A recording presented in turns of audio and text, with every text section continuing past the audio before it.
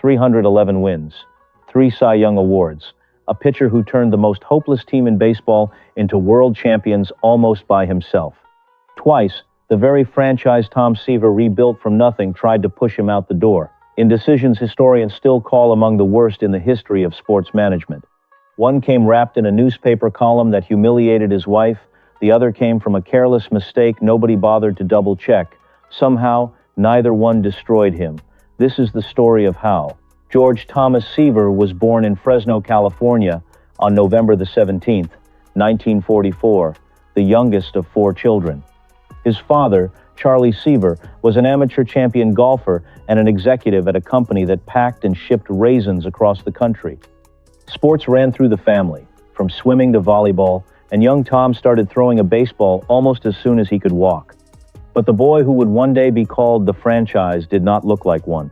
At Fresno High School, he was so slight that he struggled simply to make the roster.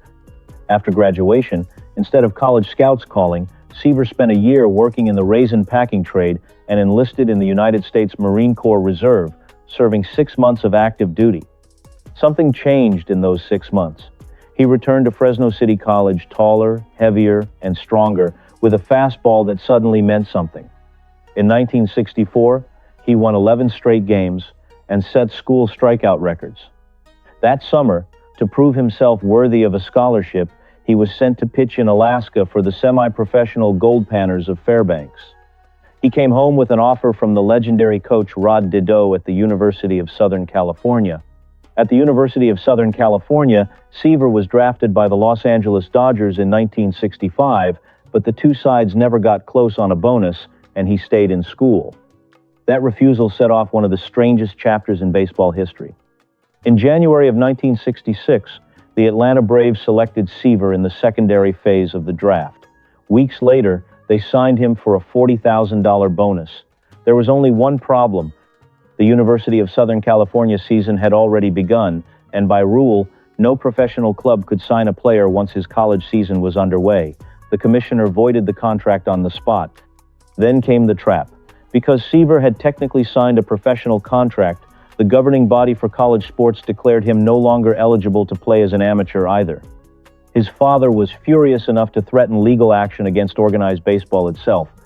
Faced with that threat, the commissioner improvised. Any club willing to match the Braves' original bonus could enter a drawing for Seaver's rights. 3 teams stepped forward: the Philadelphia Phillies, the Cleveland Indians, and the New York Mets. On April the 3rd, 1966, a name was pulled from a hat inside the commissioner's office. It was the Mets. Nobody in that room understood what had just happened. The worst team in baseball had just won the pitcher who would turn it into a champion within 3 years. Seaver would spend the rest of his career discovering that his fate kept passing through the hands of other people. This was only the first time. Seaver made his major league debut in April of 1967 for a team that had never finished anywhere but last place. He won 16 games that year and was named Rookie of the Year, immediately changing the culture of a franchise that had known nothing but losing. By 1969, the transformation was complete, and so was the miracle. Seaver led the league with 25 wins and captured his first Cy Young Award. On the 9th of July that year, in front of nearly 60,000 fans at Shea Stadium, he retired the first 25 batters he faced against the division rival Chicago Cubs. 2 outs from a perfect game, a rookie outfielder lined a clean single into left center field. The stadium went silent, then rose to its feet anyway. Seaver finished the 1-hit shutout and later admitted he could not measure the disappointment. He would call it, for the rest of his life, the greatest game he ever pitched and the biggest heartbreak of his career, both at once. That contradiction became the emotional signature of everything that followed. The payoff came that October. The Mets, who had lost more than 100 games in 3 of their first 4 seasons, faced the powerful Baltimore Orioles in the World Series. Seaver won Game 4 in 10 tense innings, pushing his team 1 victory from a championship no expert had predicted. When New York finally clinched the title, the franchise that had been a punchline for 7 straight years stood at the very top of the sport. Opposing star Reggie Jackson later tried to explain what made Seaver so difficult to face, saying that blind men came to the park just to hear him pitch. It was not an exaggeration meant for effect. Hitters across the league were beginning to understand that this was not simply a talented young arm. This was a pitcher who studied them as carefully as they studied him, who paired velocity with a mind built for chess. The boy who could not make his high school team was now, at 24 years old, the most feared pitcher in baseball, and the reason a city that had forgotten how to believe in its own team suddenly could not stop. Less than a year later, on April the 22nd, 1970, Seaver produced a performance that felt almost mechanical in its precision. Much of that precision traced back to his delivery, a low, driving motion so exaggerated that his right knee scraped the dirt of the mound on every pitch, the source of both his velocity and his signature silhouette. Facing the San Diego Padres at Shea Stadium, he struck out 19 batters, tying the modern record for a 9-inning game. What made the afternoon historic was not simply the total, but how it ended. Seaver retired the final 10 batters of the game by strikeout, a major league record that would stand untouched for 51 years, until it was finally matched in 2021. Padres outfielder Al Ferrara, who had already homered off Seaver earlier in the game, faced him one final time in the 9th inning and struck out to end it. Ferrara later admitted that his ball looked like an aspirin tablet that day, impossible to see clearly, let alone hit. There was no controversy in this chapter, no front office villain, no injustice to untangle. It was simply a young man doing something with a baseball that nobody else in the sport's history had ever done in quite that way. For one afternoon, the story slowed down to appreciate pure craft rather than conflict. But craft alone does not protect a career from the people who control it. Seaver's talent was never in question, not for one single season of his 20 years in the major leagues. By the middle of the 1970s, Seaver had become the most important player his franchise had ever had, and also its most outspoken one.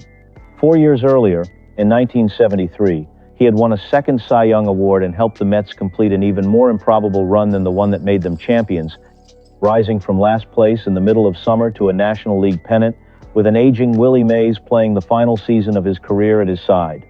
That triumph made what came next even harder to explain. As the Sports Players Union pushed toward free agency for the first time in its history, Seaver served as his own team's union representative, a role that put him directly at odds with the Mets chairman, Donald Grant. Grant came from an older baseball world, one where loyalty was expected to flow in only one direction, and he grew visibly uneasy watching his best pitcher challenge him in meetings. Tension escalated through the spring of 1977 over a new contract. Seaver believed a team he had carried to 2 pennants and a championship owed him a real effort to compete. Grant believed a franchise player should simply be grateful. Neither man moved. Then came the moment that made reconciliation impossible. A New York newspaper columnist close to the front office wrote that Nancy, Seaver's wife, was quietly pushing her husband to demand more money because she resented that a teammate of his was earning more than he was. It was not true, though that hardly mattered once it was printed. Seaver had always drawn a hard line around his family. Reading his wife's name dragged through a New York newspaper, twisted into a motive she never had, was the final insult he could accept. On the night of June the 15th, 1977, sitting in a hotel room in Atlanta, Seaver picked up a telephone and told the Mets to finish it. Hours later, the trade went through. New York sent its franchise player to the Cincinnati Reds in exchange for 4 players of far less magnitude. Newspapers the next morning ran the story under a phrase that would follow the trade forever, calling it the Midnight Massacre. The reaction from Mets fans was immediate and raw. Grown men wept openly outside the stadium gates. Banners condemning the front office hung from the upper deck for the rest of the season. The team Seaver had personally carried from the bottom of the league to a championship spiraled into 7 straight losing seasons without him, as if the franchise itself had lost its center of gravity the moment he walked out the door. For a man who had never once filed for free agency, who had stayed loyal through every previous conflict, the trade was not simply a business decision, it was a verdict on what that loyalty had ultimately been worth. Seaver later described the whole relationship as something close to a false love affair, one that was genuine with the fans and his teammates, but never with the people who actually ran the organization. Less than a year after the trade, wearing a Cincinnati uniform, Seaver finally pitched the only no-hitter of his career, closing the door on 3 near misses that had haunted him for a decade in New York. It should have belonged to the team that raised him. Instead, it belonged to the team that took him, a small, bitter irony the Mets front office would have to live with for the rest of its history. Seaver returned to the Mets before the 1983 season, and the reunion felt, for a moment, like a wrong finally being corrected. Fans who had never forgiven the trade 6 years earlier packed the stadium to welcome him home. It did not last. That winter, Major League Baseball ran a free agent compensation draft, a system that let any team losing a player to free agency select an unprotected player from another roster. The Mets general manager assumed no team would want a highly paid pitcher approaching 40 years old, so he left Seaver's name off the list of players protected from selection. In January of 1984, the Chicago White Sox claimed Seaver as compensation for a pitcher they had lost to Toronto. New York had let its greatest living icon walk out the door a second time, not through malice this time, but through a careless assumption nobody bothered to check. The general manager later admitted the mistake publicly, repeating the words mea culpa 3 times before calling it a calculated and regrettable gamble that never should have happened. Twice now, an organization Seaver had given everything to had found a way to push him out. The first time, it had been personal, wrapped in wounded pride and a newspaper column. This time, it was simple carelessness, arguably more insulting because nobody had even thought he was worth the trouble of protecting. Either way, the pattern was now impossible to ignore. Somewhere between the pitcher and the men who ran his franchise, there had always been a wall neither side could climb. In Chicago, Seaver did not fade quietly into the background of a franchise that had claimed him almost as an afterthought. He won 15 games in 1984 and 16 more the following year, pitching with the same precision that had carried him for 2 decades. Then came August the 4th, 1985, and one of the strangest settings imaginable for a career milestone.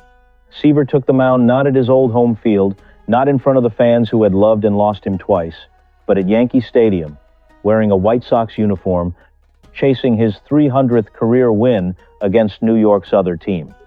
He went the distance, 9 complete innings, 6 hits allowed, a 4-1 victory that made him only the 17th pitcher in baseball history to reach 300 wins. The crowd, filled with fans of both New York teams, rose to their feet and gave an opposing pitcher the kind of ovation usually reserved for their own heroes. Even the Yankees owner, watching his own team lose the afternoon to a 40-year-old rival, could not deny what he had just witnessed, telling reporters afterward that he was not happy about being on the wrong side of history. It was, in its own way, the answer to everything that had come before.